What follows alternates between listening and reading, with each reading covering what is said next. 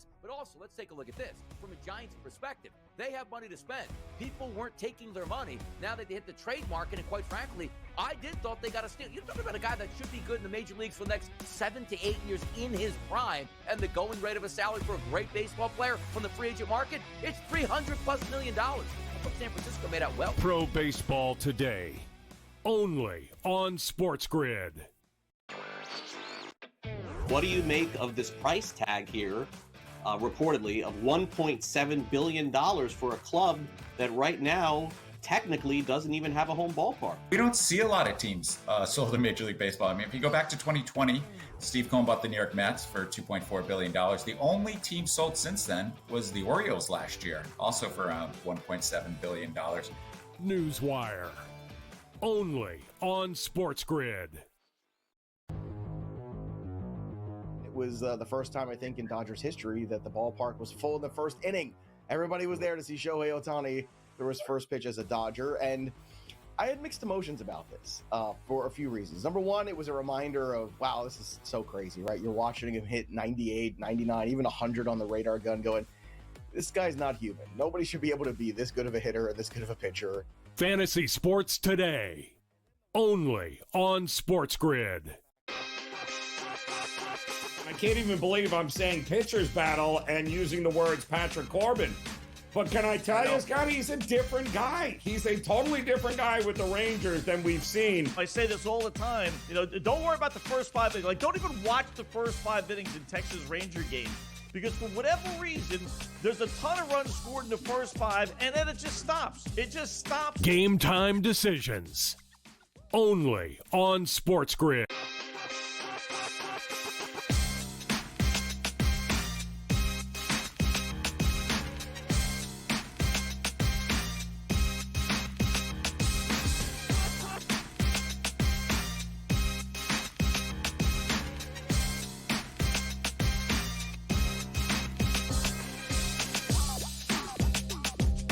And welcome in, a very happy Friday to you. It is now June the 27th, final Friday of June 2025. I'm Joe Raineri. We certainly appreciate you stopping by as we get ready, of course, for another big night on the diamond in Major League Baseball. 15 Major League Baseball games on tap.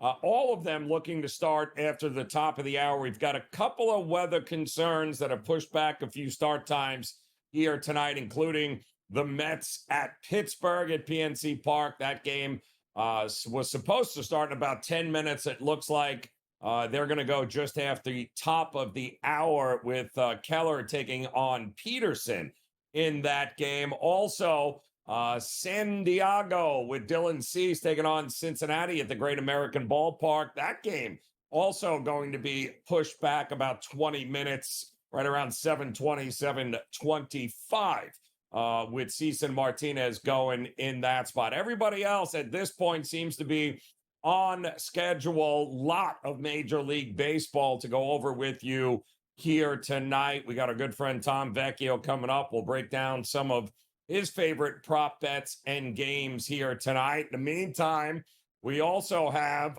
some breaking news throughout the day and some other sports as the NHL draft, as we just got past the NBA draft. The NHL draft will take center stage here tonight with the New York Islanders with the very first pick. And we just learned, of course, free agency getting interesting in the NHL, and none other than the Florida Panthers, the world champion back-to-back Stanley Cup champion Florida Panthers, have gone ahead and got 8 more years out of, Mr. Conn Smythe himself there, Sam Bennett in the house. He will remain a Florida Panther, 8 seasons, $8 million is what he's getting, and great job. Many thought up to $10 million or more. A lot of folks and a lot of teams would have paid big money for Sam Bennett, but he opted to take a little bit less money and remain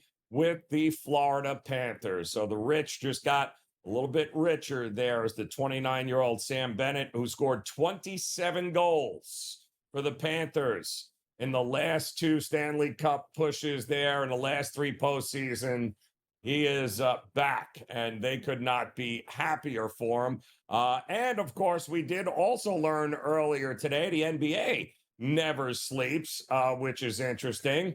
How do you like Masai Ujiri now being let go as the vice chairman and president of the Toronto Raptors after 12 seasons, including a championship in the most unthinkable way when he went out and traded for Kawhi Leonard and everyone thought he was crazy?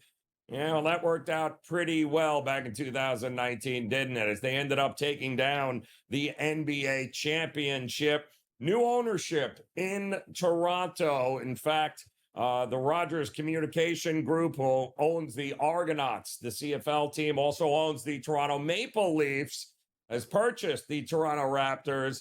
And in Rogers fashion, they tend to fire just about everybody that was currently there at those organizations and bring in their own crew. So after a pretty successful 12-year run there, Masai Ujiri will be out of a job for as long as he wants to. I can promise you, the minute an executive job at an NBA organization comes available, if he wants it, he will get it. But speaking of those Toronto Maple Leafs, they get a hometown guy as well back to sign for 4 years, as Mr. Tavares. Johnny Toronto will be back with the Maple Leafs. Their 4-year contract extension for Johnny Tavares. And isn't it funny how the Islanders still trying to figure out somebody to replace him, and they're hoping maybe tonight can be the night with the can you actually, if yours, too bad we can't talk to our good friend George Kurtz a little bit later, but I'm wondering if even Islander fans think that the Islanders will figure out a way to screw up this number 1 pick that they're going to get here tonight in the NHL draft. Time will tell when it comes to that. We also have a monster weekend ahead here as we get ready to close out the month of June. Big UFC card coming up. UFC 317 should be an awful lot of fun. And we've got plenty to talk about that coming up a little bit later. A couple of championship fights coming your way here tomorrow night. I'm looking very forward to seeing what happens with that. But Major League Baseball, there you go. Tapora versus Oliveira there. That is a monster number for Taporia, especially given the fact that Charles Oliveira has been there, done that, has fought everybody. Should be very interesting at this weight class, too, to see whether or not Oliveira can get it done once again. I think that's going to be a fantastic fight.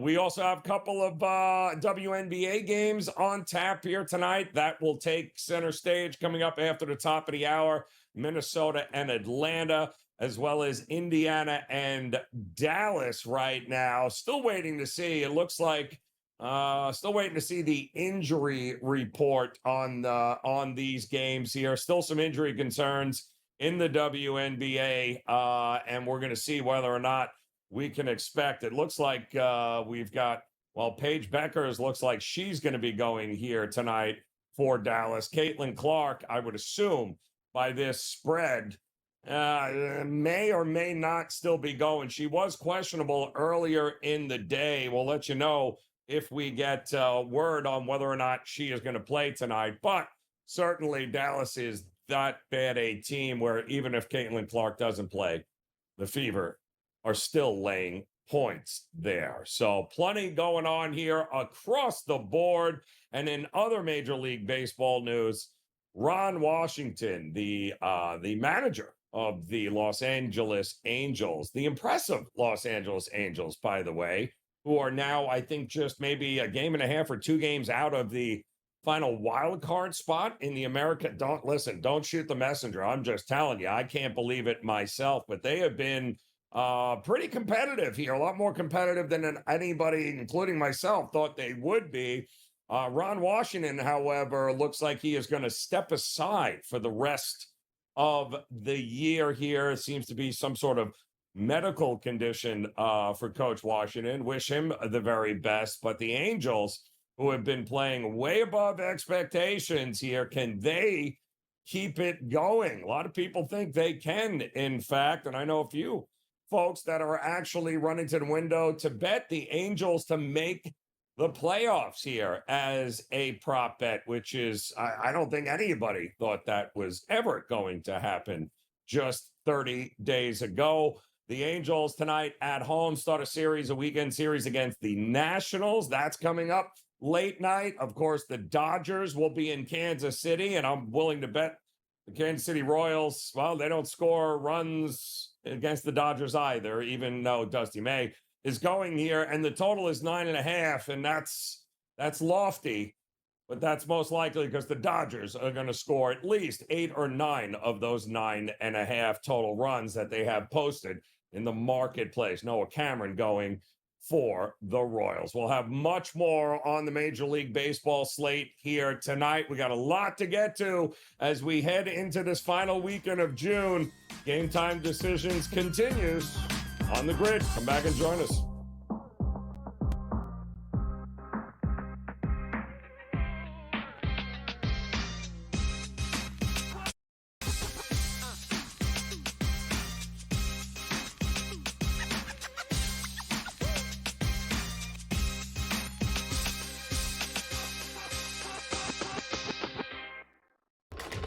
Enter into the magical world of McLuck.com, where even the smallest of spins can win real cash prizes. Adventure into over 1,000 of the best Vegas-style slot games. So what are you waiting for? Unlock your free welcome offer today. Join the fun where winners play and players win. Two guys that can do it all. Too much electricity this morning. This is a good time. We're having a lot of fun. I had to do a triple take. Ka-ching! Why? Because of parity. I didn't mean to offend. Yeah, it's not going to happen. Load management is a dirty word. Let him rip. You know what? Circumstances provide the results. What? How do you do this once? Oh, Donnie, you got such a good show there. A network that is booming. The Early Line, only on SportsGrid. We're going to go through every single thing, and I've got a great team behind me that's going to help me get the job done. I want this to be the place that people come to. There is going to be an energy to Game Time Decisions that you will feel night in and night out. We are going to hit every single one of those markets that you need to know about. We will have everything at our disposal, and we will use that to our advantage. There is not going to be a better place, I promise you, than Game Time Decisions. I'm Kevin Walsh. Tune in to Game Time Decisions weekdays on SportsGrid. The game is on. The stakes are high. But the action isn't just on the field. He's rearranging that ring. Get it inside! SportsGrid's in-game live. Your ultimate second screen experience. A little flyer, couple of 18.5 point live line. Every prop, every play, every day. Anything can happen. That's complete chaos. It's smarter to be on SportsGrid.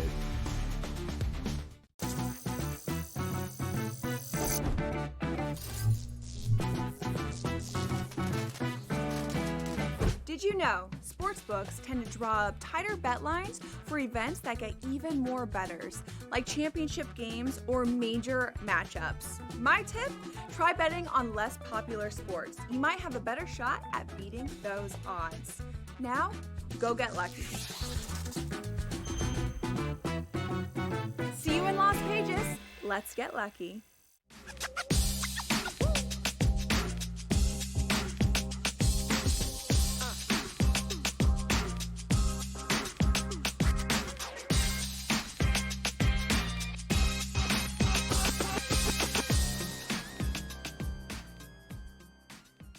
All right, welcome back in Game Time Decisions here on this Friday on the SportsGrid Network. I'm Joe Raineri. Let's welcome in our good friend Tom Vecchio here. Got plenty of Major League Baseball coming up this weekend. Not one, not two, but 3 games currently delayed because of the weather. We just learned Minnesota and Detroit also being pushed back, as is San Diego at Cincinnati and the Mets at Pittsburgh at PNC, all looking to take place after the top of the hour. But we got plenty of other games going on here tonight. Plus, Tom, you and I spoke this morning on the early line. The NHL draft coming up, and free agency. How about Mr. Sam Bennett taking less money to stay with the Florida Panthers, huh?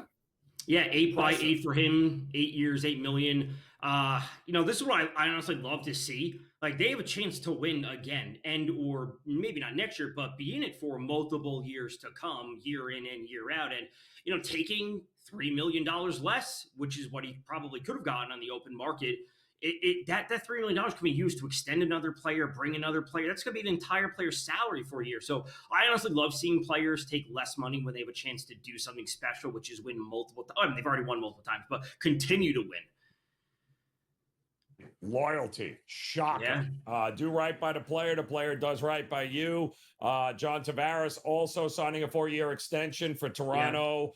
So he too can go another 4 years without winning anything. Wow, did I say that out loud? I think I just did, Tom. But he took less money, but there's a lot of roadblocks in front of the Leafs to be able to win, because not having Marner, like, he may not be the ideal player, but their team is going to be factually weaker next year. Like, that's just the case. That is correct. But kudos with the signing there, Toronto. All right, let's talk some Major League Baseball here. You talked about this game this morning, and to me, I just laughable how low this line has gotten. But the Giants at the White Sox, the total in this one is a little bit head-scratching here. What are we doing in this game? Giants are going through it, right? How do you get swept by the Marlins at home? And now I can't trust them to beat the White Sox. So what are we doing here? So I was on the Giants yesterday. Love to see them tie up the game and then give up, 7 unanswered runs. Absolutely unbelievable. So I'm just expecting runs overall. Like, the White Sox have been kind of pesky as of late. So this line was 8.5 this morning on the early line when we first spoke. It's up to 9 now. I still think it's fine because you do get the push at 9, which is great. So, I mean, you would still need 9 runs to catch the over 8.5. But love this matchup going up against Aaron Savali. It is 86 degrees or so, with 11-mile-per-hour winds blowing out at Guaranteed Rate Field in Chicago, which is great to see. It's already a good hitting park to begin with.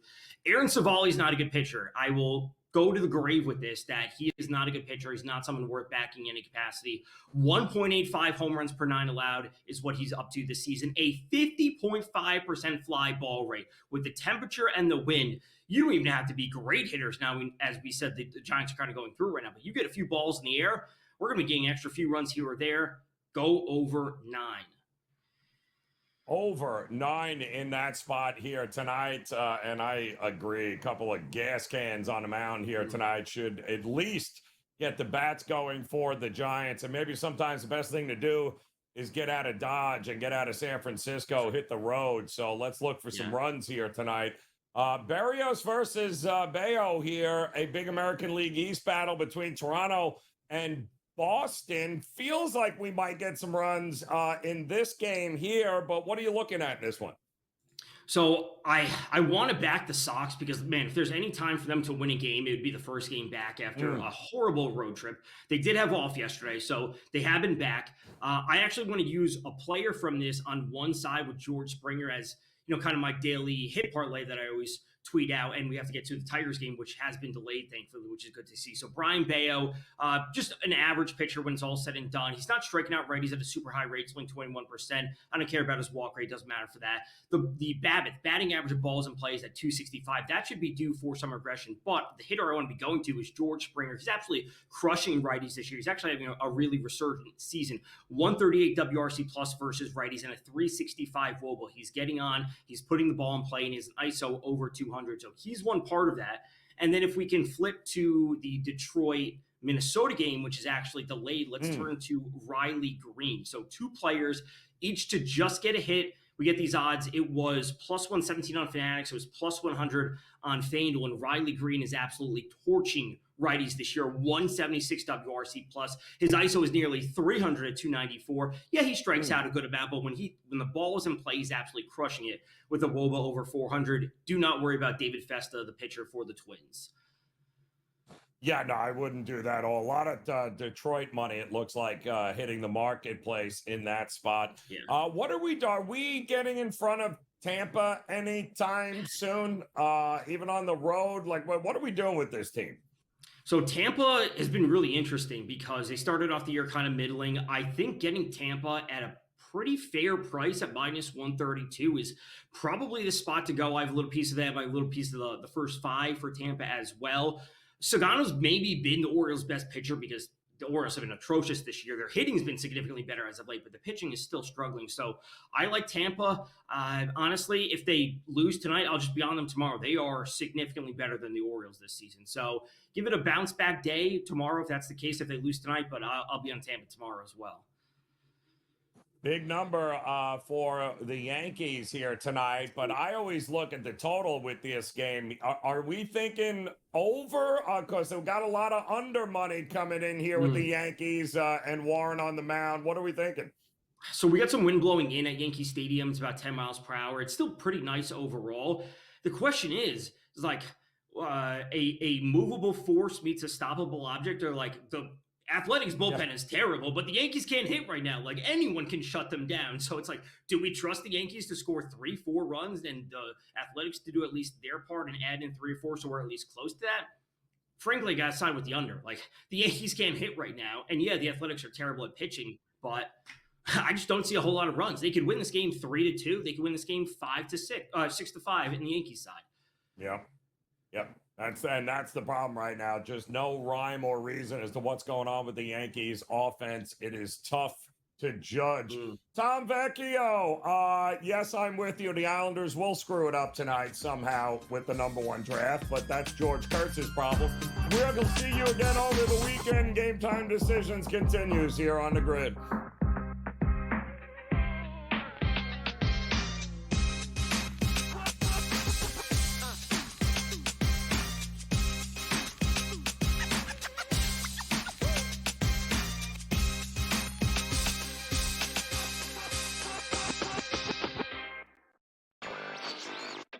What do you make of this price tag here, reportedly, of $1.7 billion for a club that right now technically doesn't even have a home ballpark? We don't see a lot of teams sold in Major League Baseball. I mean, if you go back to 2020, Steve Cohen bought the New York Mets for $2.4 billion. The only team sold since then was the Orioles last year, also for around $1.7 billion. Newswire. Only on SportsGrid. We're going to go with Cam Young at 30-1. I think it's a really nice course for him at the Rocket Mortgage in Detroit, Michigan for him. Wyndham Clark at 36-1. And I also like Alex Noren at 60-1. My Morency drunken Brett dart toss golf pick, which does win like 2-3 times a year, guys. Some insanely enough. But I'm going to say Matt Fitzpatrick. Sports Rage tonight. Only on SportsGrid. The 2 guys that can do it all. Too much electricity this morning. This is a good time. We're having a lot of fun. I had to do a triple take. Ka-ching! Why?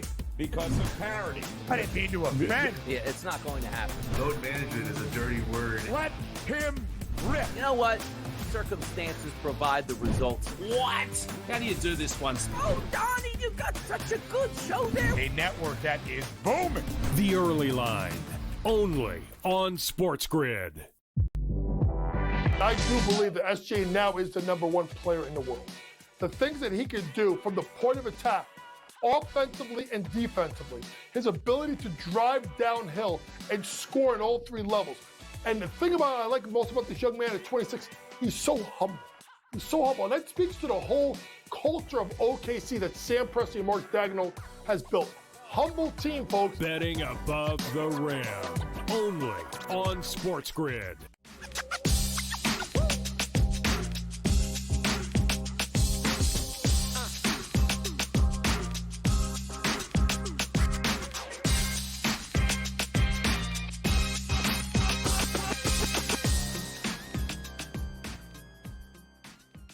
All right, welcome back in Game Time Decisions on this Friday. Getting ready for what should be a pretty big weekend. A lot going on around the world of sports, even though the NBA is gone, the NHL is gone. We still got plenty of Major League Baseball, UFC with a big card this weekend. And let's not forget what we got going on with the Club World Cup. Let's bring in our good friend Marcelino Ortiz here to try to break down some of these games coming up now that the group stages are complete, Marcelino. We got the final 16 teams doing battle in a knockout format, and who is going to be the winner? South America seems to really have taken this pretty serious, haven't they, here?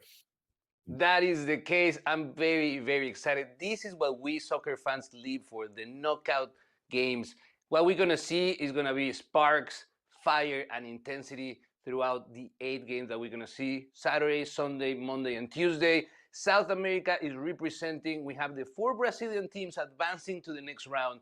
The 2 Argentinian teams, River and Boca, legendary teams, they're out of the competition. They were not able to advance. And in North America, we have a Mexican team, Monterrey, and 1 MLS team left. MLS is represented by Miami. That has the headliner game against PSG, Paris Saint-Germain. And that's where I think there's an opportunity for an upset. In paper, the reality is that Paris Saint-Germain should be taking this game. Vitinha, it is the best midfielder in the world right now. Dembélé is going to come back to the fold. And together with that squad that they're playing at that level, it will be a very tall task. But we are talking about Lionel Messi, the magician, the best soccer player in the history of the world. And if someone can actually do it, it's him. So I foresee that Miami is going to do the miracle and win this. It's going to be tight, and I think it's going to be 2-1 Miami with Messi scoring both goals. Now, let me ask you, because I know when it started, you were leaning towards Bayern Munich, thinking that they might be able to make a run here. Flamengo, I believe, is who they've got coming up. What are we thinking about Bayern? Bayern is a very solid team. The depth, the shape and the schema of play is very hard to break. The Germans play at a very precise, fast-paced that is hard to break. But if someone can do it, is the chaotic, fighty style of the Brazilian. I think that we're going to see sparks. The thing with Bayern Munich is that they started with a fest with goals. They started with 10 goals in their first game, and throughout the group stage, they were in a downtrend. I felt like they were a little too satisfied with the amount of goals in the first game and kind of took the foot off the gas. Right now, the Brazilian team is in the opposite direction. So if there's a moment for the upset, it's at this moment. But again, it will be very hard. My prediction still is with Bayern Munich to win this 2-1, if not 3-1. A lot of guys I know, including you, Marcelino, you liked Botafogo here as a dog. Interesting battle coming up here. What are we thinking? Palmeiras versus Botafogo. The injustice of soccer. 2 Brazilian teams that will have to early eliminate each other. This is the thing. Botafogo, it is just at a different wavelength right now. The intensity, the hunger, they're more scrappy than Palmeiras, and I feel Botafogo will win 3-1 and move up at least to the semifinals. And, there's more games. Benfica versus Chelsea. Another one, Borussia Dortmund versus Monterrey is going to be exciting because Monterrey might pull an upset. But if you guys want more results, remember, visit Latination Football Club every Friday at 10 a.m. Pacific here in the SportsGrid. Thank you. Oh, we are looking very forward to it, to say the least there, Marcelino. And how can you go wrong? You got PSG and you got Inter with the GOAT going at it. This is a good time of year, and this is a great tournament. And I know we got much more still to talk about when it comes up throughout the weekend. So certainly looking forward to all of that taking place. I believe Sunday, in fact, will be when it all kicks off, the final 16. And get your tickets in now, guys, because these numbers are going to move. If you like a team, get them now, because after Sunday, all of those odds are going to change. But Marcelino, we'll talk to you again over the weekend as we get a little bit closer to match time. It should be an awful lot of fun here. We still got much to get to as well coming up here on the SportsGrid Network and GameTime Decisions. Looks like the rain is clearing up in a few spots. Major League Baseball games getting underway, all 15 of them. See, a little something for everybody. We've got soccer. We've got UFC coming up. We got Major League Baseball. We're not done, actually. We're just getting started. So come back and join us another hour of GameTime Decisions coming up next here on the Grid.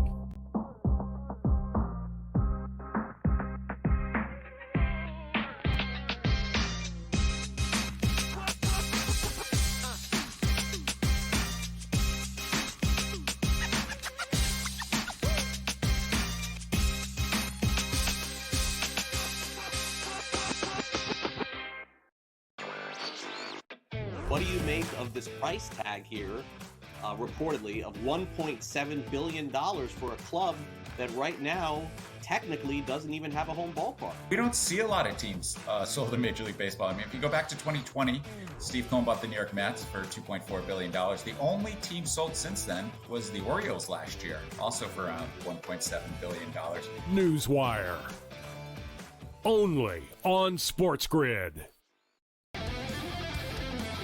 We're going to go with Cam Young at 30-1. I think it's a really nice course for him at the Rocket Mortgage in Detroit, Michigan for him. Wyndham Clark at 36-1. And I also like Alex Noren at 60-1. My Morency drunken Brit dart toss golf pick, which does win like 2-3 times a year, guys. Insanely enough. But I'm going to say Matt Fitzpatrick. Sports Rage tonight. Only on SportsGrid. The two guys that can do it all. Too much electricity this morning. This is a good time. We're having a lot of fun. I had to do a triple take. Ka-ching! Why?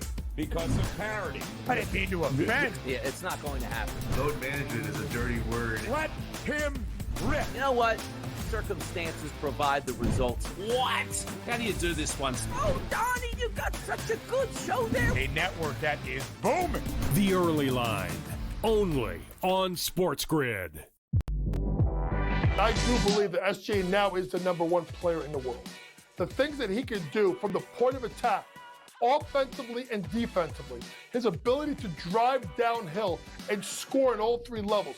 And the thing I like most about this young man at 26, he's so humble. He's so humble. And that speaks to the whole culture of OKC that Sam Presti and Mark Daigneault has built. Humble team, folks. Betting above the rim. Only on SportsGrid.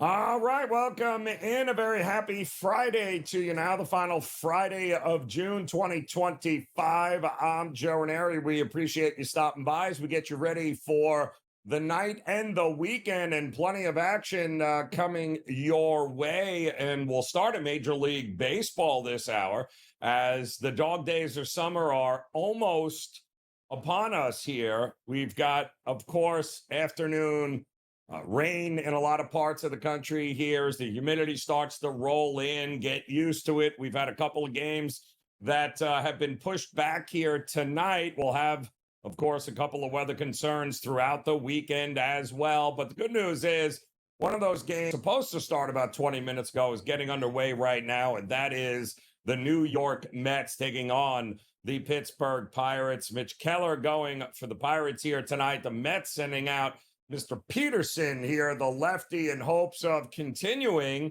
well, that their winning ways here as they took a couple of games split with the Atlanta Braves there over the weekend. Although it didn't look promising, they have still lost a ton of games over the last couple of weeks here, but they finally started to put the bats together and put together some quality games here. They got 2 under in the win column yesterday and Saturday. Can they continue that here tonight? Now, the Mets have been a team that has been much better at home than they have been on the road. But is it really going to matter given the fact that the lineup that they've got to face here tonight is one of the worst in Major League Baseball against left-handed pitching? But if we're being really honest, it's one of the worst lineups, well, in Major League Baseball altogether, and that being the Pittsburgh Pirates, but especially against left-handed pitching. They do not hit lefties well at all here. And Peterson, for the most part, has been pretty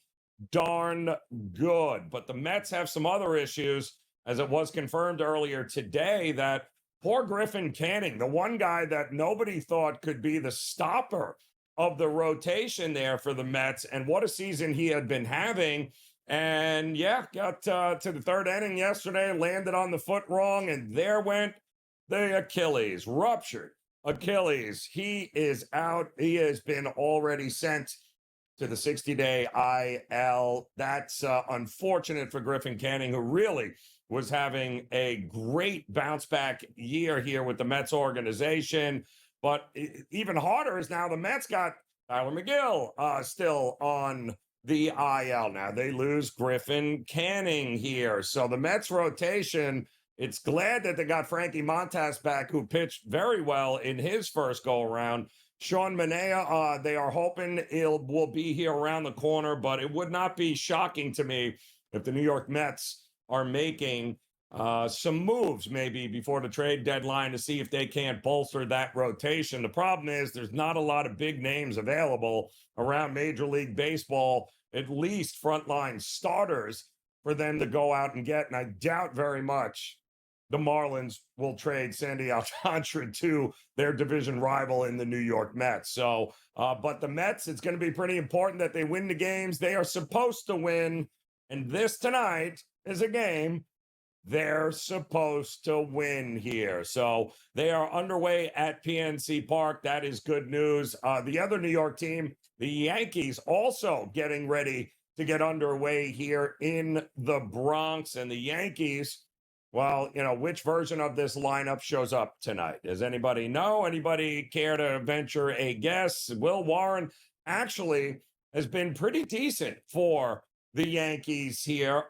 He's had some unfortunate games, but for the most part, he's done a really good job of kind of bolstering that rotation for the Yankees, who have gone through some issues themselves here. But Max Fried has stepped in to be the ace with Garrett Cole going down before the season started. Can Will Warren limit the bats here of the A's? And I would say, yes, he absolutely can, but that's not the problem.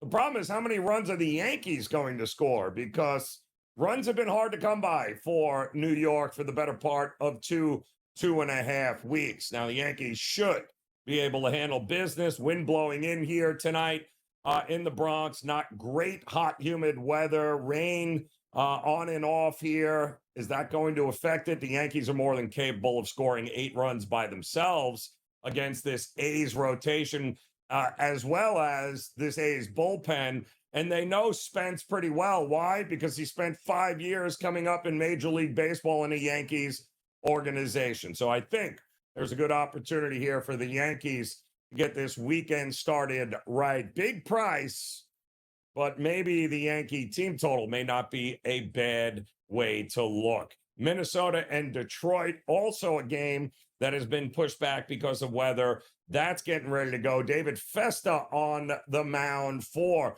the Minnesota Twins, who just can't seem, well, to get out of their own way, which is crazy. They did just split a 4-game series against the Mariners. They did win yesterday's game that was hampered by weather and delays. And then they ended up scoring huge amounts of runs in the latter half of the innings there for a 10-1 win. They were a slight home favorite there. And we did watch the Tigers take just 2 of 3 here from the Athletics. They won 8-0 yesterday as a pretty decent sized favorite. Now, of course, they're going to be throwing a pitcher, right-handed pitcher, Sawyer Gibson Long. I never trust pitchers with 3 names. That's me. But anytime you got somebody with that many names on the back of a jersey, it's kind of hard to bet them. But the Tigers, no doubt, have been outstanding at the plate. They're one of the best run-scoring teams in Major League Baseball, certainly in the American League. And I've seen nothing but Tiger money. Once Festa was announced as the starting pitcher come rolling in, I don't think there's any reason, especially at this price, with Detroit being at home, still very reasonable, minus 130. The total has been bet up to 9 here, so we're expecting some runs against these 2 pitchers. And my sense tells me Detroit as the home team in all likelihood, and they've been pretty good as a home favorite this year, 23-9, 72% as a home favorite here. That's the best home favorite record in Major League Baseball. They have been a fantastic bet when they are home and they are laying juice. And I got to tell you, minus 130 ain't all that much to ask for the Detroit Tigers to be able to get it done against the Minnesota Twins. You also have another interesting one coming up at Progressive with the Guardians at home taking on the St. Louis Cardinals, who just split a 4-game series against the Cubs. They got blanked, though, yesterday, while the Guardians are not good. They just lost 2 or 3 against the Blue Jays. They, too, got blanked yesterday as a home favorite. Ortiz going for the Guardians here tonight. Sonny Gray going for the Cards. Which Cardinals team shows up? Sonny Gray been great at Busch Stadium. I don't know that I love him on the road, but I'll tell you what, something tells me runs are going to be hard to come by in this game here. I don't hate a look at the under in this one. We'll have much more on the rest of the slate of games coming up here tonight. Again, all 15 games in total. Everybody playing tonight, right up until the West Coast games. Of course, for some reason, they're forcing the Milwaukee Brewers to have to play the Colorado Rockies. I guess it's part of the deal. But we'll talk about that game as well. Who better than the man Scotty Wetzel, too, to break some of these games down? Much more coming your way on Game Time Decisions.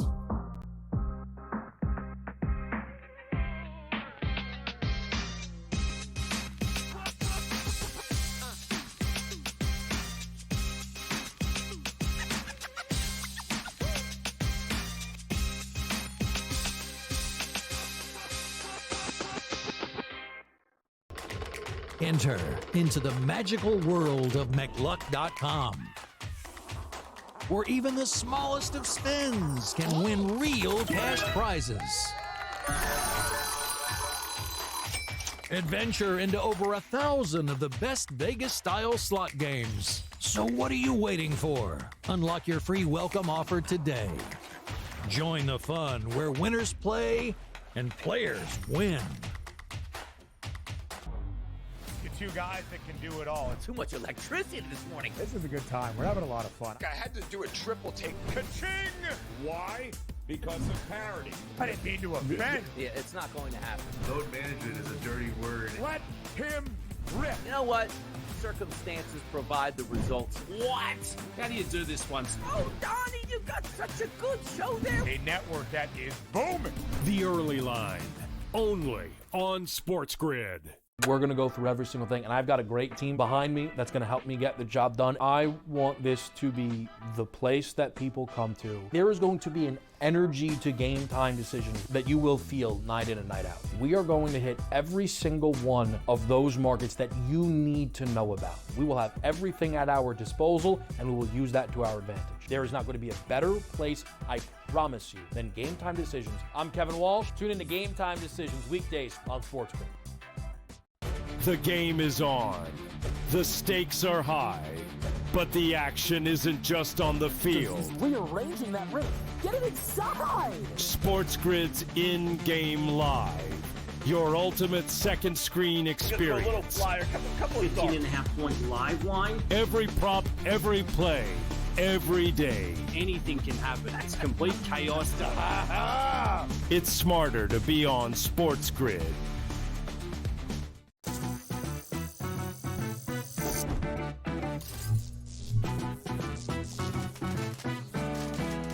Did you know sportsbooks tend to draw up tighter bet lines for events that get even more bettors, like championship games or major matchups? My tip? Try betting on less popular sports. You might have a better shot at beating those odds. Now, go get lucky. See you in Las Vegas. Let's get lucky.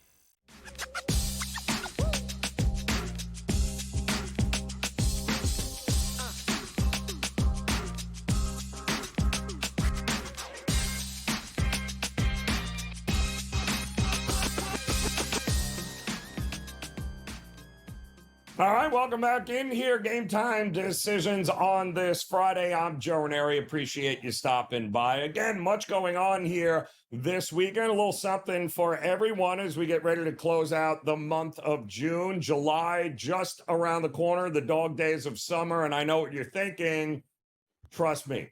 Football will be here in just about 5.5, 6 weeks. And then it's all over for all of us. So in the meantime, let's enjoy some of the opportunities we have when it comes to betting, and nobody better than our good friend Scotty Wetzel to point out some of these spots here, Scott.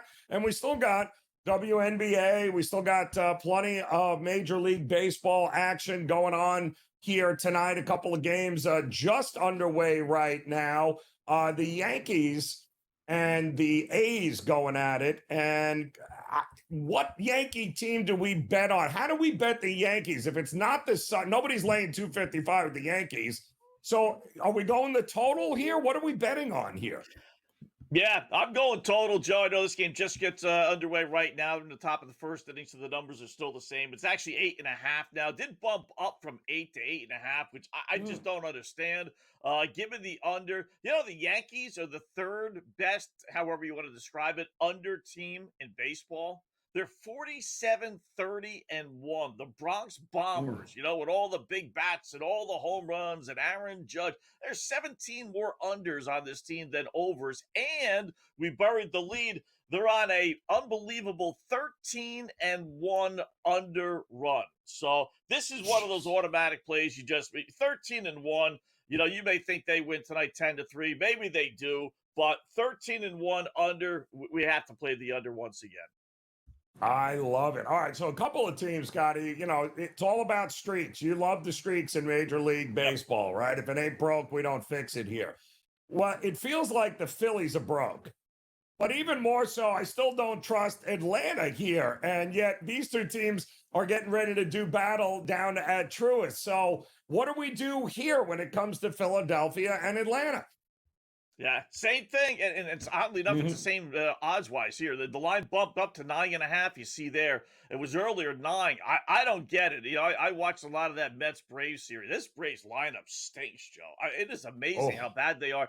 I looked it up. They've scored 1 run or less. So 1 runner being shut out in 16 of their 80 games. Basically a quarter of their games, they've scored 1 run or less. I mean, it is amazing. How does this game get to 10 runs? I don't get it. Give me the under 9.5. You want to put a sprinkle on Philadelphia? They're coming off an embarrassing performance against Houston. 3-game series. They get 1 run. Again, how's this game getting 10 runs? I don't see it. Give me under 9.5 in this one. Yeah, I'm kind of with you. By the way, I just want to let folks know it looks like the Islanders have made the first pick in the draft. Scotty, and I thought for sure they were going to figure out a way to screw it up, but I guess they went. Yeah, no, I guess they kind of hard to when I believe it was Schaefer goes to the New York Islanders, the defenseman, but they'll figure out a way to screw it up from here on out. Pretty good pitching battle tonight, or is it with Seattle? Gilbert, who seems to be getting better and better as he gets back into a groove here. Do we trust the Mariners here tonight against Texas? Yeah, I tell you, 9 times out of 10, this would be an under Texas play. We've given you the numbers before with these Rangers. They just don't produce any overs, right? They're the number 1 under team, 53-27-1, including 29-10 at home under. But we're going to bypass all that because Seattle's got some decent over numbers as well. We're going to play Seattle tonight. Mariners, for whatever reason, they just own the Texas Rangers. 18-5 their last 23 meetings. Seattle has won 18 of them. 10-2 their last 12, including 5-1 this year. So you can't even say, well, that was a couple of years ago, Scott. No, even 5-1 this year. They swept them in a series and then took 2 out of 3. So 18-5 against the team. Give me Seattle minus the 120. I'll trust them on the road. Yeah, I kind of like Gilbert in this matchup, and I believe, right, isn't it that they're welcome back Evaldi, but I hate betting guys in their first start after an extended absence, right? You just can't trust them here. I do like Logan Gilbert in this spot tonight, and then they're making the Dodgers play still, even though they. Everyone has anointed them back-to-back champions here, Scott. It's kind of hard to believe here, but pretty interesting price with the Dodgers tonight, no? Yeah, kind of strange. Suspiciously low, right? Minus 160.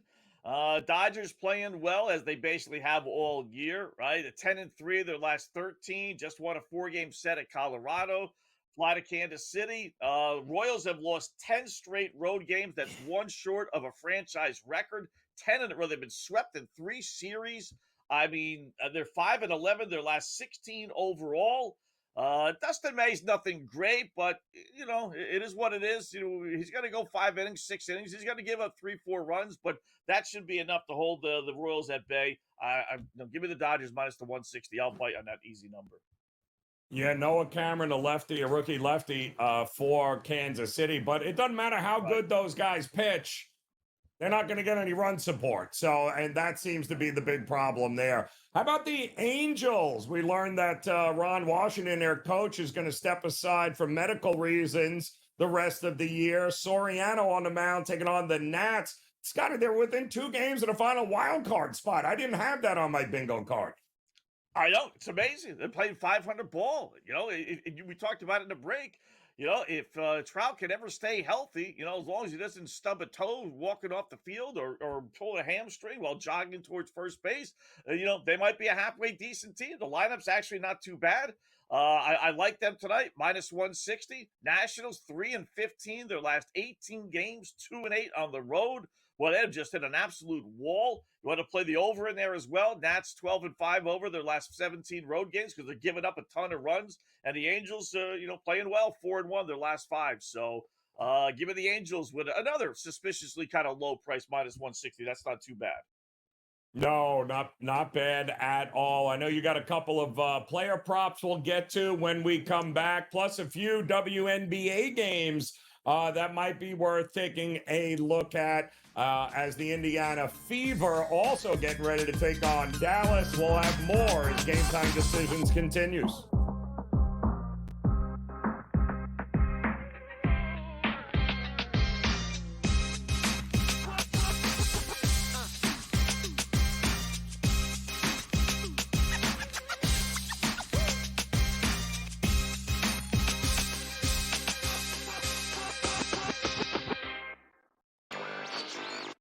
What do you make of this price tag here, reportedly, of $1.7 billion for a club that right now technically doesn't even have a home ballpark? We don't see a lot of teams sold in Major League Baseball. I mean, if you go back to 2020, Steve Cohen bought the New York Mets for $2.4 billion. The only team sold since then was the Orioles last year, also for around $1.7 billion. Newswire. Only on SportsGrid. We're going to go with Cam Young at 30-1. I think it's a really nice course for him at the Rocket Mortgage in Detroit, Michigan for him. Wyndham Clark at 36-1. And I also like Alex Noren at 60-1. My Morency drunken Brit dart toss golf pick, which does win like 2-3 times a year, guys. Insanely enough. But I'm going to say Matt Fitzpatrick. Sports Rage tonight. Only on SportsGrid. The 2 guys that can do it all. Too much electricity this morning. This is a good time. We're having a lot of fun. I had to do a triple take. Ka-ching! Why? Because of parity. I didn't mean to offend. Yeah, it's not going to happen. Load management is a dirty word. Let him rip. You know what? Circumstances provide the results. What? How do you do this one? Oh, Donnie, you got such a good show there. A network that is booming. The Early Line. Only on SportsGrid. I do believe that SJ now is the #1 player in the world. The things that he can do from the point of attack, offensively and defensively, his ability to drive downhill and score at all 3 levels.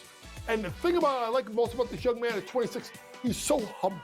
He's so humble. And that speaks to the whole culture of OKC that Sam Presti and Mark Daigneault has built. Humble team, folks. Betting above the rim.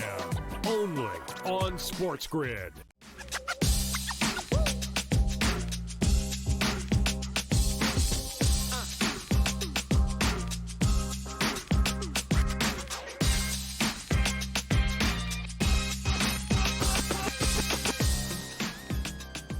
All right, welcome back in Game Time Decisions here on the SportsGrid Network. Coming up top of the hour, of course, in-game live coming your way. We'll be covering all of the Major League Baseball action tonight, as well as a pretty good lineup in the WNBA. Scotty Wetzel will take over then. And Scott, let's talk about some of these games coming up here tonight in the WNBA.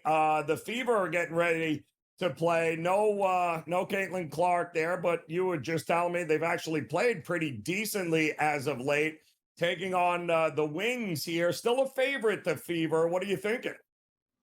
Yeah, I'm going to go with Dallas. This is a back-to-backer, Joe. They played last night, and NBA players hate back-to-backers. So what do you think WNBA players, right? They did not play well last night. They blew a late lead and lost at home. So they are in the bounce-back mode. Money's coming in on Indiana. They were getting 1.5. They're now -2. But Dallas, as you mentioned, they're playing fairly well. They're not good. They only have 4 wins, but they've won 3 of their last 4. Beckers is back after she missed a couple of games. Clark isn't. They couldn't score last night. It was a really low-scoring game. So I'm going to take a little flyer. I'm going to go with Dallas. Give me the 2 points against Indiana, which is under 500 this year. They're not good against the spread. They have to win this one, obviously, to cover the number. I don't think they do. I think Dallas gets the win. So let's take Dallas tonight at home. I saw the line move towards the Minnesota Lynx, so I'm guessing Nafisa Collier is playing here tonight against Atlanta, or what do we got going on here? That's what I'm thinking. She's missed the last, 3 games, I think it is. So she's got to be back because they were only a 1.5-point favorite. But another game, or another team anyway, that's off a rare loss. Minnesota losing last time out. This is a perfect bounce-back spot. They're 12-2. They're not going to lose 2 in a row. The other time they lost 1 game, that they won by 20 the following game. I don't know if that happens here, but I don't think Minnesota, best team in the league record-wise, is going to lose 2 in a row, especially if Collier's back. So I'll lay the 3.5. Little juicy. Atlanta's a halfway decent team, but I don't think Minnesota loses 2 in a row. So let's go with the Lynx. You got to love laying, 19, 20 points with Seattle tonight against Connecticut? Or are you getting brave? What are we doing here, Scotty? I can't do that. They are in a bounce-back spot. They lost to the Fever, actually, last game a couple of days ago. So I won't do that. It's too big of a number. Let's go team total over 88.5. They're 4-4, getting 89 points at home this season. But Connecticut stinks. I mean, they've given up 80 or more points in 9 of their 15 games. I know we need 89 here, but now they face one of the highest scoring teams in the league, Seattle, coming off a loss. So it's kind of the perfect storm. A team that can score, that's got a chip on its shoulder after losing at home, by the way, to Indiana. And then taking out a team that might be the worst team, realistically, this side of Chicago in the WNBA. So I'd be surprised if Seattle didn't put 90-plus on the board tonight. Good. Well, I can't lay 20. That's for sure in that spot there. All right. You talked earlier with the Nationals tonight. Have an interesting one late night against the Angels. Jake Irving's on the mound, and you're looking at his K-prop? Yeah, let's go over 4.5 strikeouts. The Angels are one of the worst top 5 strikeout teams in all of baseball. He's a halfway decent strikeout pitcher. Kind of feast or famine with him. He's either getting 7 or 8, or he's getting 1 or 0. I'm going to go with the 7 or 8 tonight. Not that I have to get that, but I think he gets 5. They're giving you plus money too, at least on FanDuel. A little plus on the positive side. So he's a happy 6-3. He's for a Washington National team that just absolutely stinks. Him and Gore, are both pitching very well this year. So give me over 4.5 for Irvin. Over 4.5 there for Irving. And Marte tonight, pretty interesting. I mean, Miami just goes in and sweeps the Giants. Now they got Arizona. Yuri Perez taking on Merrill Kelly in this one here tonight, Scotty. Yeah, got to go with Marte. This guy's been on fire, Joe. He's hitting over 300 for the season anyway, but he's hitting 365 for the month of June. We're going to go 2 hits or more, which I know is asking a lot, right? But it is plus 175, and he's had 2 hits or more in 5 of his last 7 games. 3, 4, 3, 2. So he can get it done against a Miami pitcher in Perez. I think they put some runs on the board, and I think he gets his 2 hits. And that's obviously a real good price at plus 175. So 2 hits for Marte tonight. 2 hits for Marte here tonight. The under seems to be getting some love in that one. Pretty good pitching battle, though, with Perez and Merrill Kelly there. All right, Scotty. Well, good news is you got a little time here before the top of the hour when we'll pass the baton off to you. We appreciate it as always. We'll have more Game Time Decisions coming your way next here on the Grid.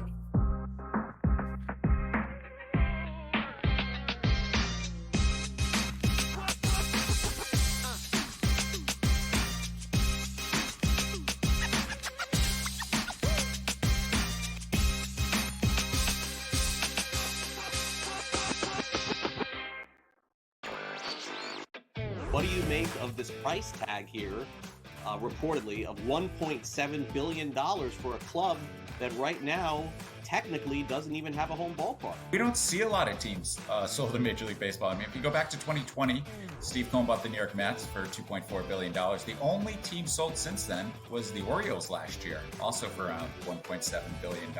Newswire. Only on SportsGrid. We're going to go with Cam Young at 30-1. I think it's a really nice course for him at the Rocket Mortgage in Detroit, Michigan for him. Wyndham Clark at 36-1. And I also like Alex Noren at 60-1. Mike Morency, drunken Brit dart toss golf pick, which does win like 2-3 times a year, guys. Some insanely enough. But I'm going to say Matt Fitzpatrick. Sports Rage tonight. Only on SportsGrid. The two guys that can do it all. It's Too much electricity this morning. This is a good time. We're having a lot of fun. I had to do a triple take. Ka-ching! Why? Because of parity. I didn't mean to offend. Yeah, it's not going to happen. Load management is a dirty word. Let him rip. You know what?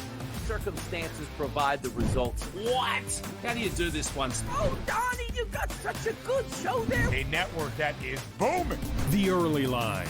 Only on SportsGrid. I do believe that SJ now is the #1 player in the world. The things that he can do from the point of attack, offensively and defensively, his ability to drive downhill and score at all 3 levels. And the thing I like most about this young man at 26, he's so humble. He's so humble. And that speaks to the whole culture of OKC that Sam Presti and Mark Daigneault has built. Humble team, folks. Betting above the rim. Only on SportsGrid.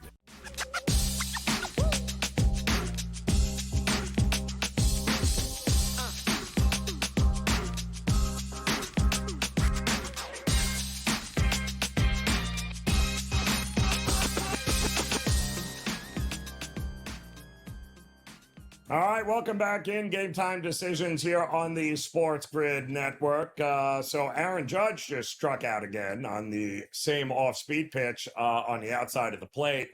Call me crazy here, Aaron. You may want to make an adjustment and just, keep your hip closed a little bit longer. But what do I know? I'll tell you what, though. I know his strikeout prop would have been a really good bet here tonight as Spence has kind of baffled the Yankees lineup already. Still no score in that game, after the bases were loaded on 3 walks by Will Warren in the top of the first. He threw 36 pitches in the top of the first inning, but managed somehow to get out of it. So we've got no score there with the Yankees and the Athletics. Pirates are up 1-0. Oh, you poor Mets fans. That's early too, though, in the bottom of the second inning. Let's bring in our good friend Joe Madden, who, of course, you'll see on In-Game Live coming up. And Joe, before we talk a little CFL here, as well as some Major League Baseball, I don't know if you heard, I don't know if you saw it, you followed, but the Florida Panthers, you heard of them, right? They just signed Sam Bennett, and they signed him for less money than he could have gotten, any place else there. I love this kind of thing, though. I kind of, you treat the players right. The players treat you right. He takes a little less money, 8 years, $8 million. And just like that, the Florida Panthers, they got their guy back, don't they?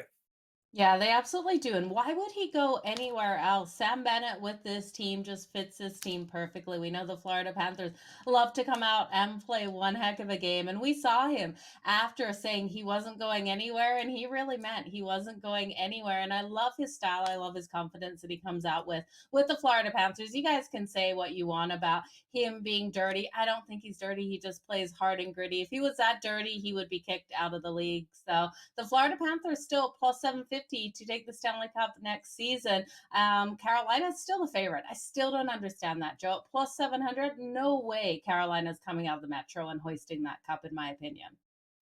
Yeah, nope.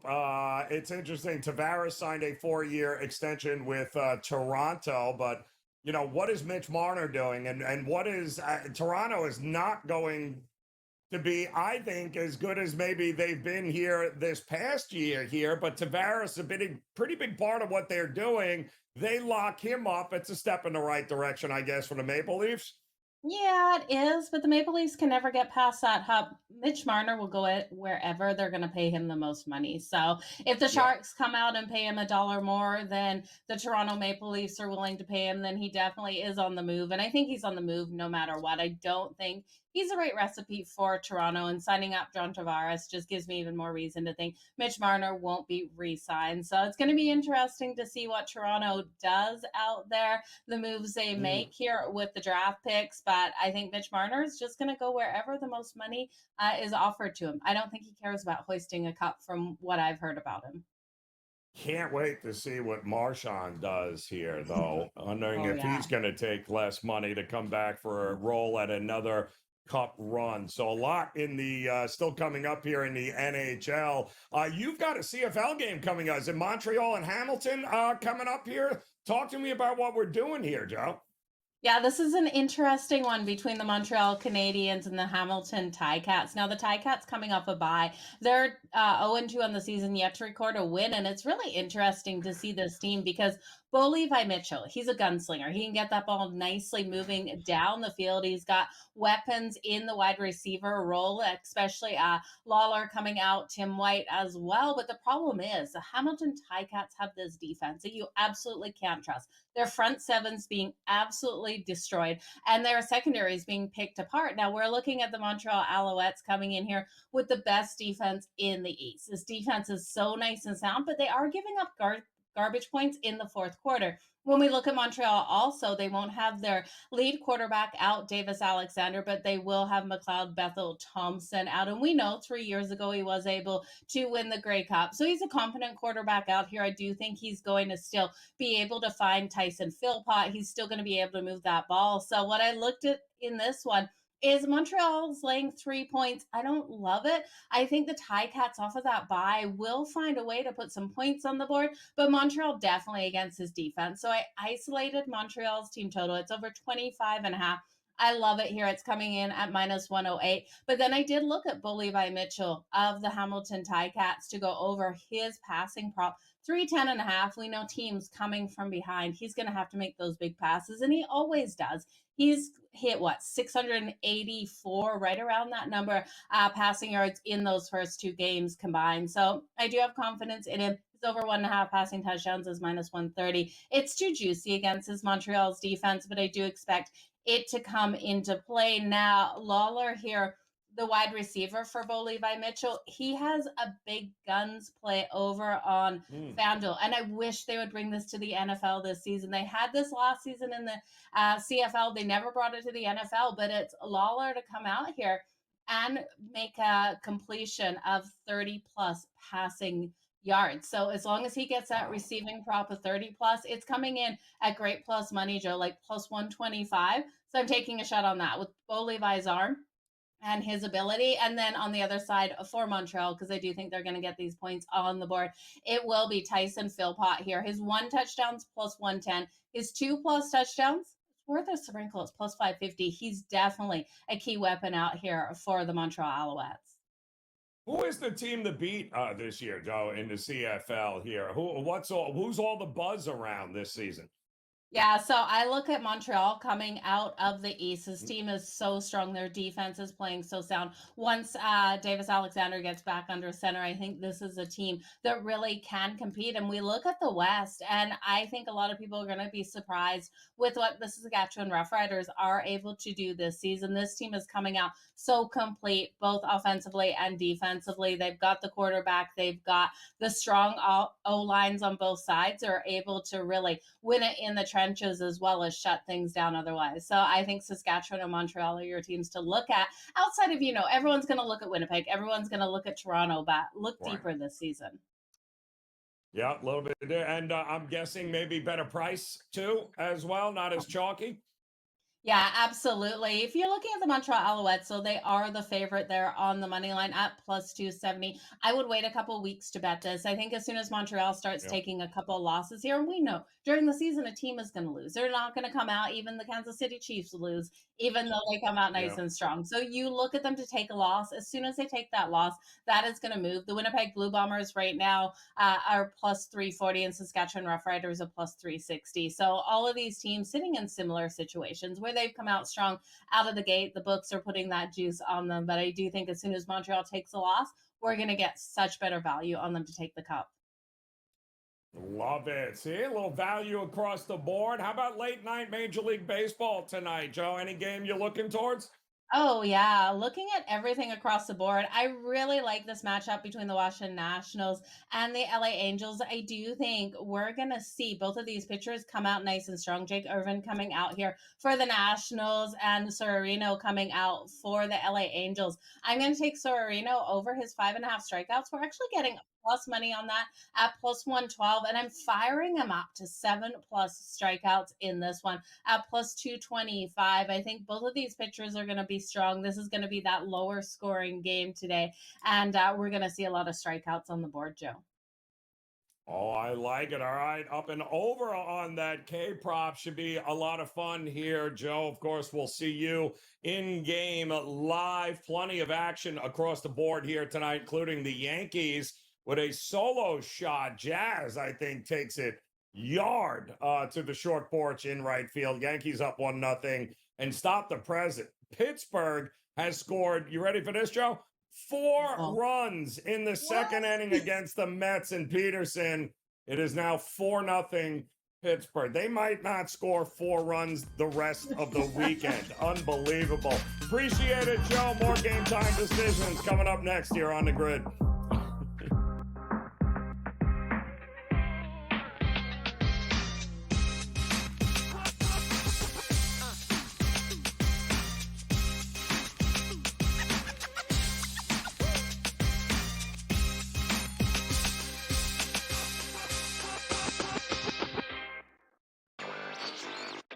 What do you make of this price tag here, reportedly, of $1.7 billion for a club that right now technically doesn't even have a home ballpark? We don't see a lot of teams sold in Major League Baseball. I mean, if you go back to 2020, Steve Cohen bought the New York Mets for $2.4 billion. The only team sold since then was the Orioles last year, also for around $1.7 billion.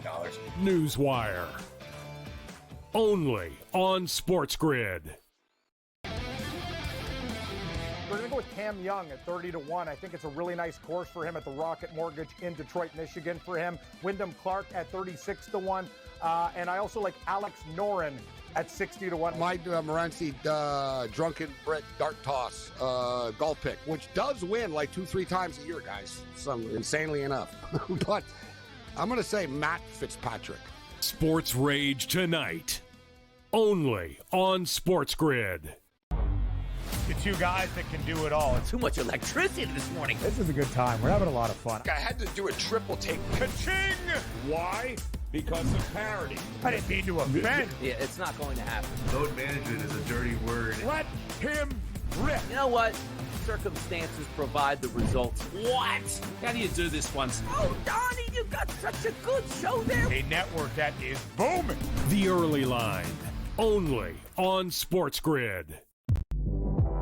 I do believe that SJ now is the #1 player in the world. The things that he can do from the point of attack, offensively and defensively, his ability to drive downhill and score at all 3 levels. And the thing about I like most about this young man at 26, he's so humble. He's so humble. And that speaks to the whole culture of OKC that Sam Presti and Mark Daigneault has built. Humble team, folks. Betting above the rim. Only on SportsGrid.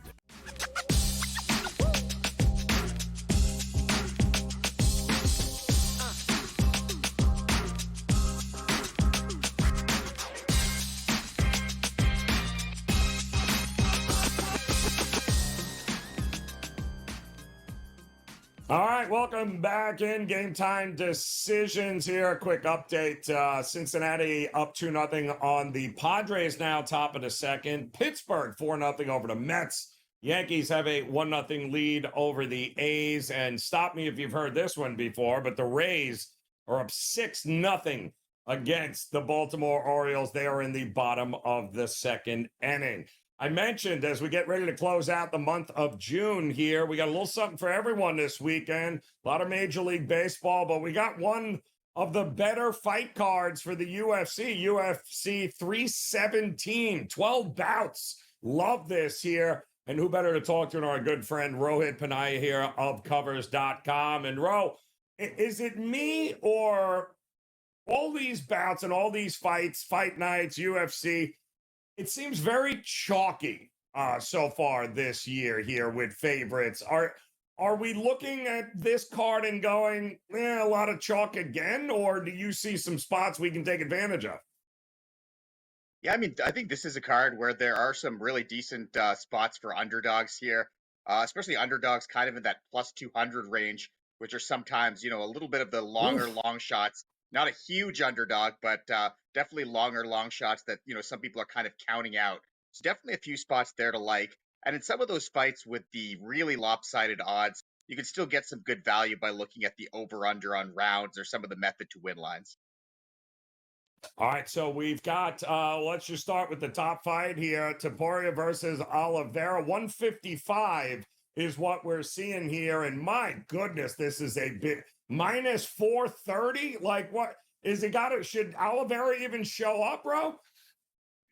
Yeah, I mean, this is one of those weird ones where, we got a former champ in Oliveira fighting at his natural weight class, fighting a guy in Topuria who's kind of making the move up to 155.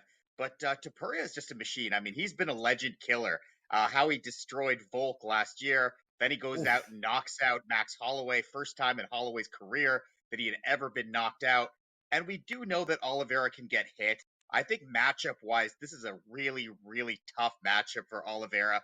I mean, I've had a few people point out that he's got a pretty big height and reach difference, but that's usually only a factor when the shorter fighter has problems closing distance, poor footwork, lack of explosiveness, and inability to eat shots coming in, or if the taller guy likes to stay at range.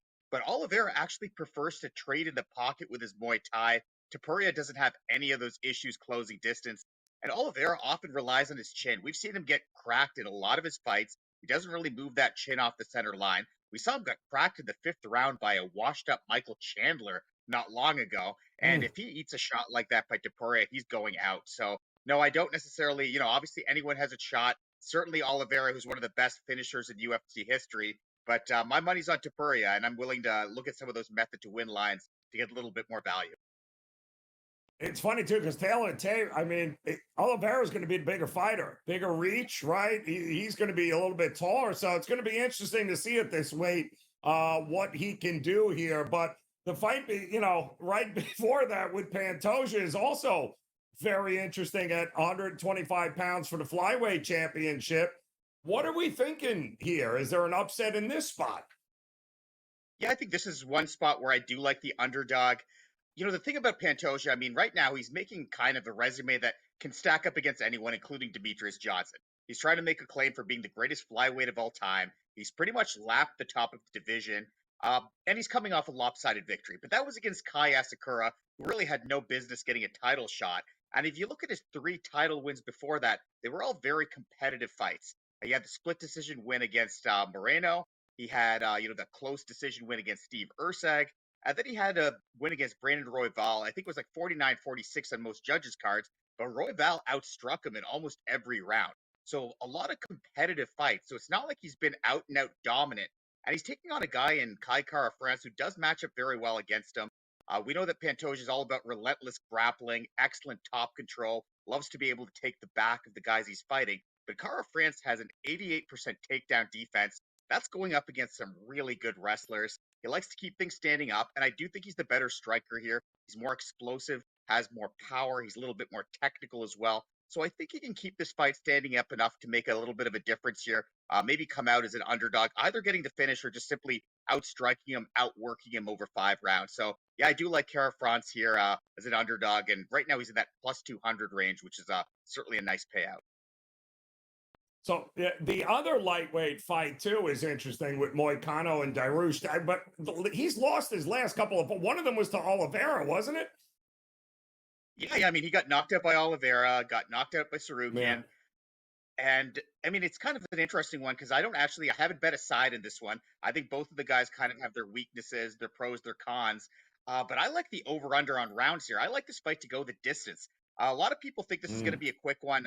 You just mentioned the two previous knockout losses Dariush is coming out of.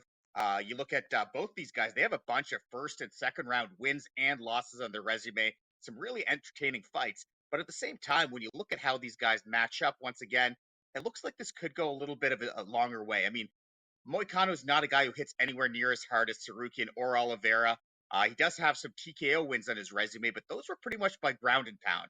He's also got some great rear naked chokes on his resume, but he's going up against a guy in Dariush who is one of the top grapplers, BJJ guys in the weight class. So I don't think he's going to be able to implement that sort of ground and pound or that grappling on him. I think we're going to see a lot of stalling on the ground. We're going to see a lot of nice transitions. But I don't think either guy's going to get the finish here. And you can get the fight to go the distance at plus money, but plus 120 at most books. So I think that's the value play here because everyone thinks there's going to be a finish in this fight, but I don't think that's going to be the case.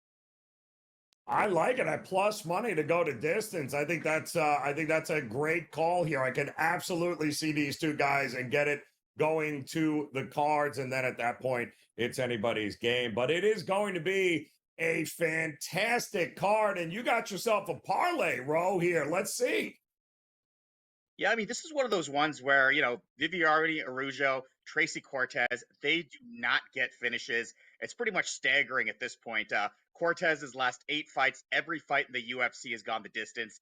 Araujo's last 11 fights have gone the distance. Now, that's juiced pretty bad. So I think that's like minus 500 or something. But if you add it onto a parlay, you can get a little bit of a better line on something. So I like that parlayed onto Ilia Topuria and Charles Oliveira to go under 2.5 rounds. I can see this one getting out of the second round, but at some point, one of these guys is going to get the finish. So I love this parlay, and you're getting it at about minus 135. Appreciate it, Ro. Covers.com. GameTime Decisions returns after this.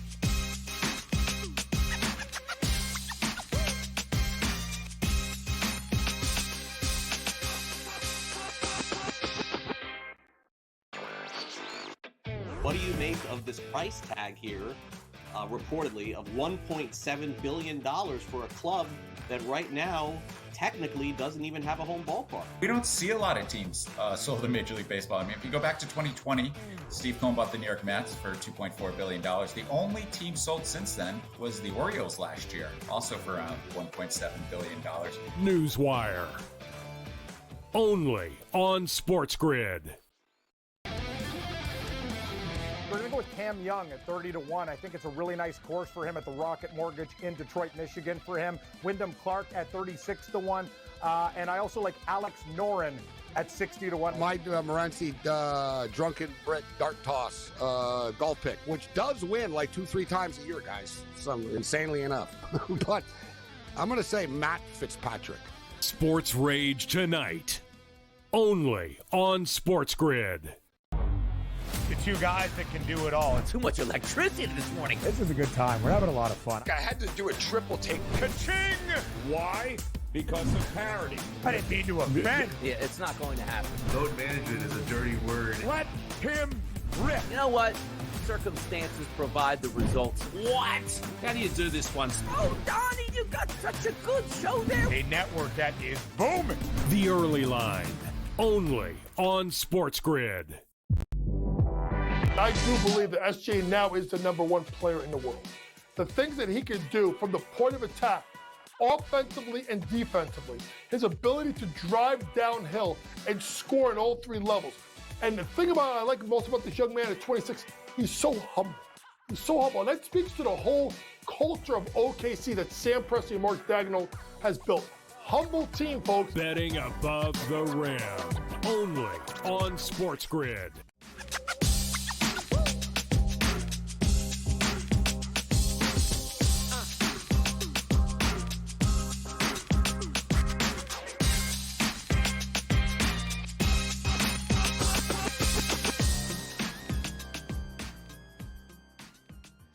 All right, welcome back in Game Time Decisions as we look to close out this edition and this week. And of course, get ready to say goodbye to the month of June. July is just around the corner. Dog days of summer, plenty of Major League Baseball, but enjoy it because 5.5, maybe 6 weeks. Yep, it'll be back. We'll have our very first NFL preseason game. College football will be ramping up. So enjoy it now. Enjoy Major League Baseball while we can. And of course, we still have a PGA Tour major event to go there, the Open Championship across the pond. That's coming up in a couple of weeks. We mentioned great UFC card, 317 tomorrow night there with a couple of championship fights. That should be great. So still a little something for everybody across the board in the sports world, and plenty going on right now in Major League Baseball. Baltimore has put up a couple of runs finally, 6-2 now. Tampa on top in the bottom of the second. 8 runs here in 2 innings right now as those Tampa Bay Rays remaining hot.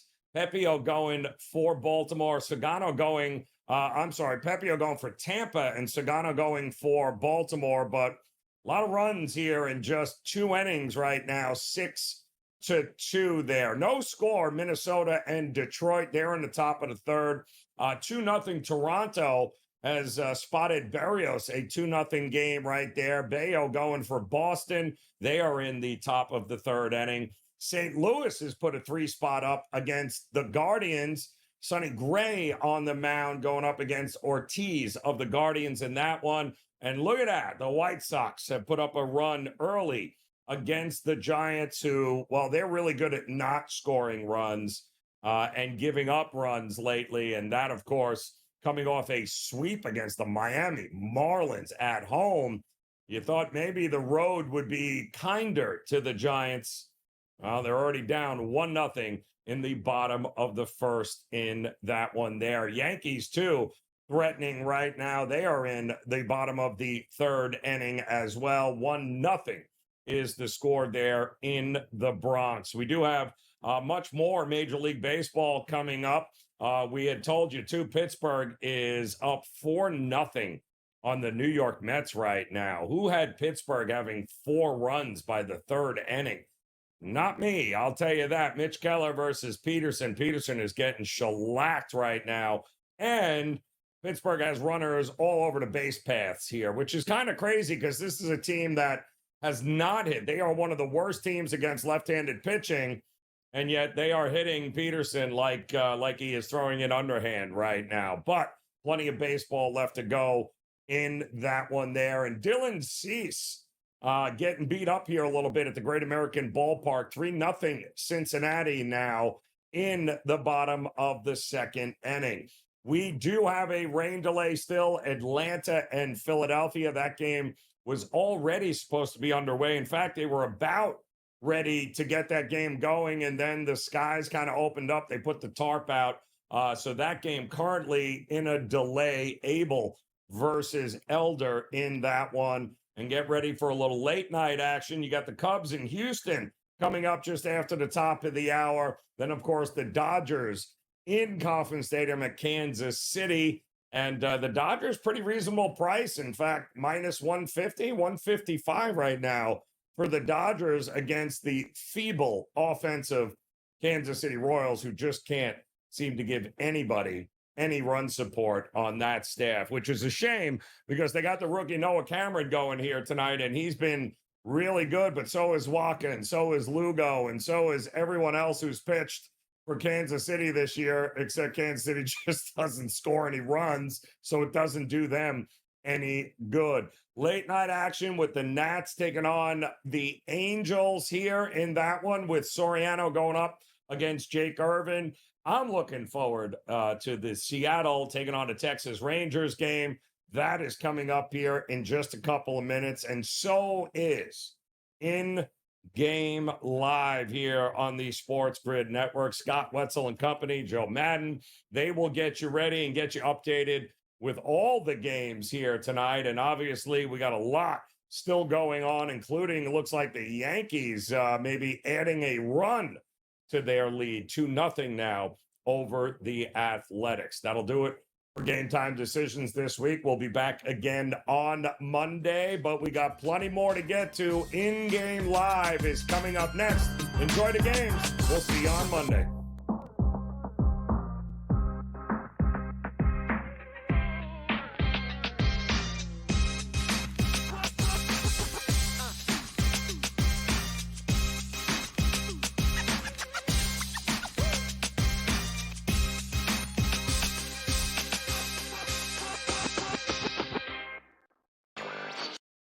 Cam Young at 30 to 1. I think it's a really nice course for him at the